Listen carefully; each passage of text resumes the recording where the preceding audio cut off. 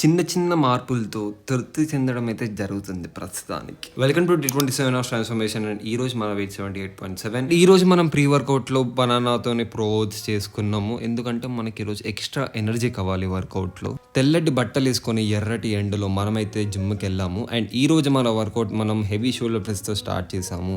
Going on with cable calls and తర్వాత tricep push downs, తర్వాత ఒక lateral rice exercise, another bicep and tricep exercise, and లాస్ట్కి వచ్చేసి రేడల్స్.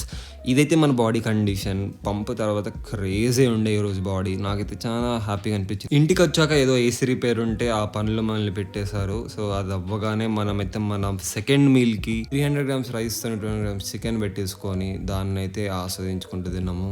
తర్వాత ఫ్రెండ్ వస్తే బయటికి వెళ్ళేసి ఈ స్క్వెజ్వాన్ దోశ సూపర్ ఉంటుంది, కానీ నేను అట్లా ఉన్నా కాబట్టి తినలేదు. వాడు తింటుంటే చూస్తూ అలా ఆస్వాదించా. మీ కష్టం పగవాడికి కూడా రాకూడదు గురుగారు. మరేరా